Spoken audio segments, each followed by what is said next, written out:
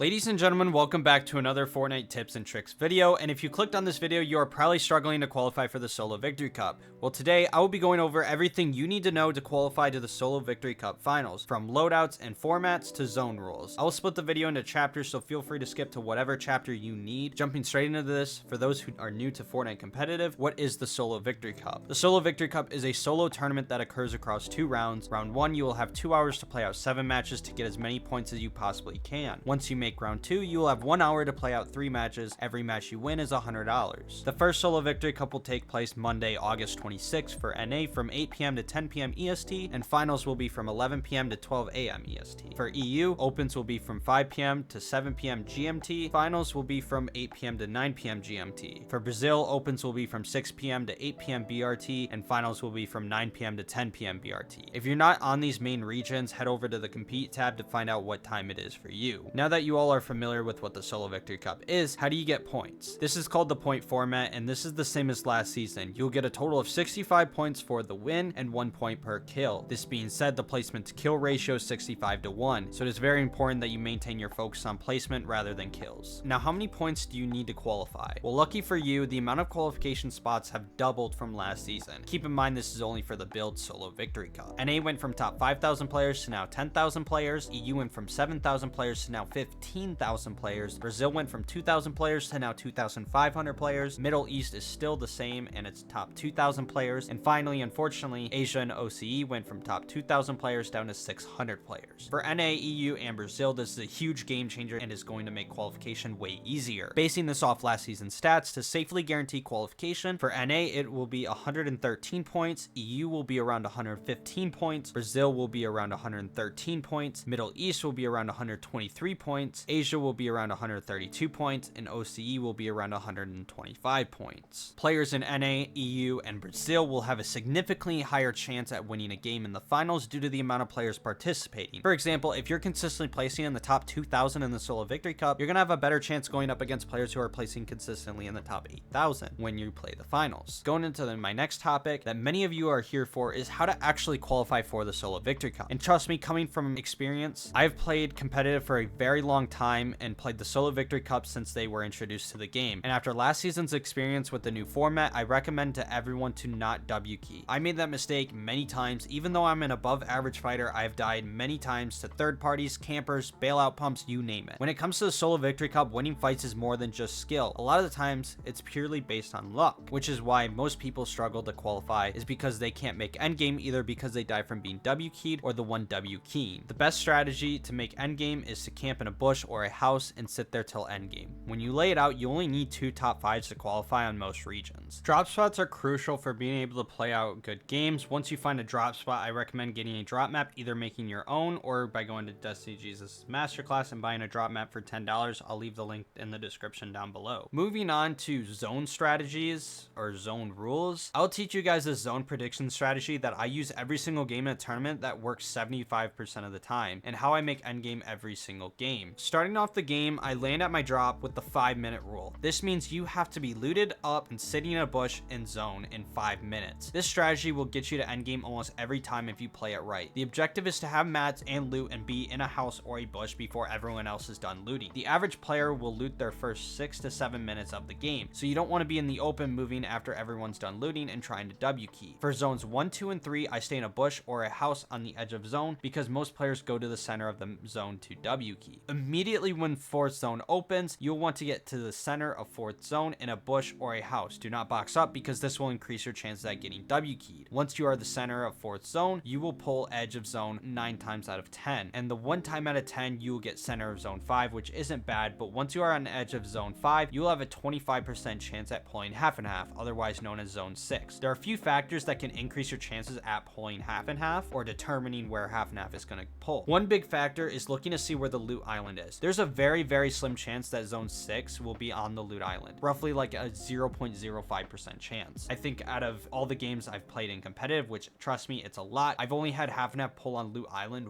one time. Factor number 2 is if the edge of the map is in 5th zone, zone 6 will never pull into the water outside of the map. Keep in mind, you will never be able to fully predict where the zone goes, but this will increase your chances and make your endgame easier at trying to predict them or having a better chance at judging where it's going to pull. Moving on to loadouts for shotguns, I recommend either the Gatekeeper or the Sovereign shotgun. For assault rifles, I recommend the Striker assault rifle as its fire rate is very high and can bleed through builds, and it's great for getting refreshes.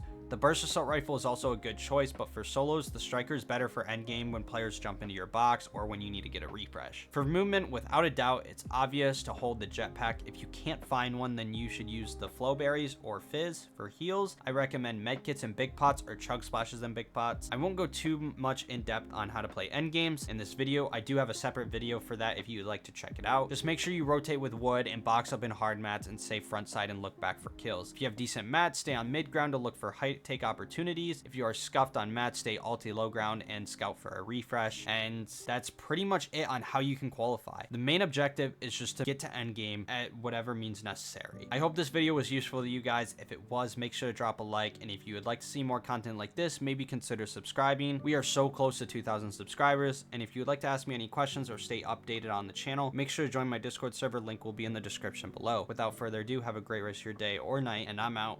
Peace.